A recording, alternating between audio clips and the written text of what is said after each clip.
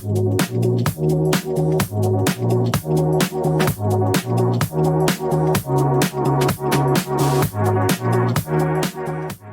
everyone, and welcome to Grooving and Giving in Early Retirement. I'm Radhika. Thank you for spending your time with me today. On this channel, I talk about living our best life in early retirement, giving back to our local and global communities, and the glue that holds it all together, financial freedom, a very key ingredient. In this video, I am talking about early retirement, no regrets. 5 of my favorite things that keep me grooving in early retirement. Let's go. Number 5, doing the things I love to do but never seem to have the time to do. One of those things is sleeping. Gosh, when I was working 60, 70 hours a week, I felt like I was living on caffeine. There was like no time to get enough sleep. I used to sometimes only sleep like 5 or 6 hours a night, and that's just not enough sleep. So now I definitely enjoy my sleep time. I also now have time to exercise without feeling the stress of it. I mean, when I'd have to go to the gym when I was working out, there was always like, okay, I'm going to the gym. I need to answer all my emails, go to the gym, work out, come back, and there'll be a pile of emails I'm going to have to deal with. But now I don't feel that anymore.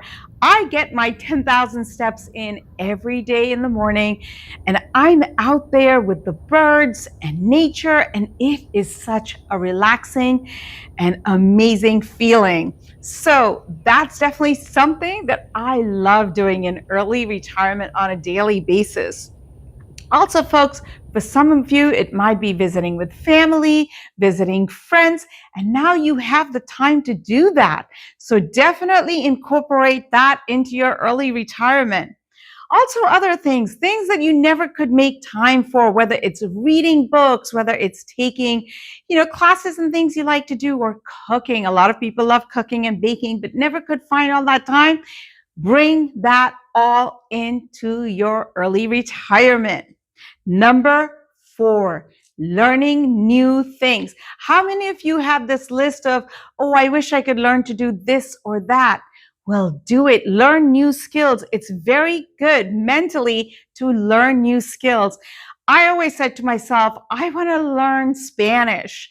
And there are so many Spanish-speaking countries, but for me, I go down to Panama every year. I've been doing it for the last 10 years. And I really didn't know all that much Spanish, especially speaking Spanish. I'd taken Spanish in college, but didn't really use it. So I lost all of that. So I had to start from scratch. And even days before I early retired, I signed up for a Spanish class through my library, and I've been taking Spanish classes for the last several years. And every year when I go down to Panama, I can tell my Spanish has improved. So there's no grade here. It's just knowing that you're learning a new skill. By the way, making these YouTube videos is definitely a new skill because all of that editing, learning the program, this is a new skill for me. Many of you might know that my background is that I'm a CPA with an international tax background. And when you leave something like that behind, you want to make sure that you're keeping yourself sharp mentally. And it's not so much about that. It's just that I love learning new things. It makes me feel like I'm expanding my neural pathways, a really important thing, apparently. Now it's all the hype about the neural pathways. So definitely incorporate learning new skills into your early retirement. You will not be bored about that. And here's the thing, folks. Try it. If you don't like it, you don't have to continue it. In the beginning, I took acting classes till I realized that, hey, I don't think this is going to be a whole heck of a lot for me, but I enjoyed taking the acting classes, and I learned how difficult it is to be an actor. So take classes, learn new skills, keep your neural pathways going and expanding in all sorts of directions. Okay, next, number 3. Think about the thing that you would use as an escape hatch, anything that you wanted to, if you wanted to get away from things, you were like, oh, that's the thing I would love to do. For me, I always used to say, One of these days, I'm going to go to the movies in the middle of the day. Movies always felt like an escape to me. And I'd say that all the time, like, I'm just going to go to the movies in the middle of the day and not come back to the office. But sadly, I never did that. And now, going to the movies in the middle of the day kind of feels like cheating, except I have no guilt associated with it. In fact, just this week, I saw 2 movies back to back, The Naked Gun and F1 Formula Series. Honestly, folks, going to the movies in the middle of the day is thrilling for me. It's one of those things that I always said I would do and never did. So now that escape hatch is part of my regular life. Find the thing that you said you'd love to do in the middle of the day and never did it, and bring it into your happy early retirement life. You're going to love that part. Number 2, slow traveling. Oh, I love slow traveling. I have always been a traveler. It's one of my passions. And even when I worked, I took all my vacation and traveled. But there was always the work thing hanging over your head when you came back or before you go. Think about it. When you're about to go on vacation, you are running around like a fool, working so much and getting things done. And then when you come back to a pile of a bunch of stuff in your inbox, and then you're frantically trying to get it all clean. Well, you don't have that before and after negative stuff anymore. And you also have the time to travel.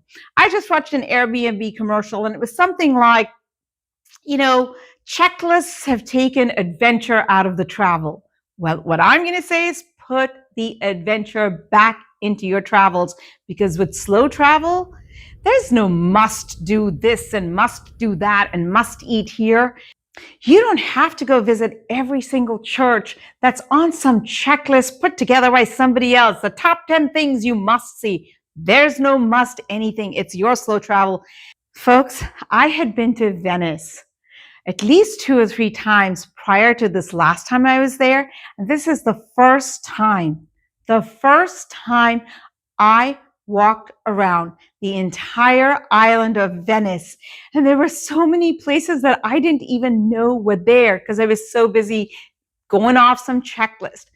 And I got to tell you, there are so many parts of Venice that are just absolutely spectacular. And when you're slow traveling, you can do that. You can go explore areas that there are so many tourists will never even go there. And that's what I experienced this last time that I was in Venice.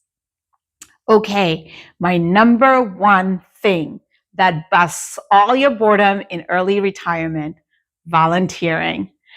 I have an NGO that I started back in 2012. In fact, I knew even when I was working that it was going to be my exit strategy from corporate America. I have a passion for working with children, and my NGO, A Childhood for Children, fulfills the basic needs of children in underserved and impoverished communities. And I love volunteering with a passion.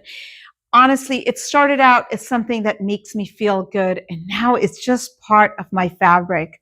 And folks, if you can incorporate that into your early retirement, I'm going to tell you, your retirement is going to go from happiness to contentment, joy, bliss, peaceful. It's giving back is one of those things that just brings so much joy into your life. So that is definitely my number 1 thing that I would say makes me be so happy and grateful that I retired early, and I have 0 regrets. For anybody who's aspiring to retire early, I promise you the grass is greener on this side. But of course, there are several things that you want to do before you retire, and that's going to be another video for another day. Thank you all so much for watching. This is Grooving and Giving in Early Retirement. I'm Radhika. Don't forget to like, subscribe, and ring that notification bell. You know the drill. Ding, ding, ding. Thank you. Sayonara.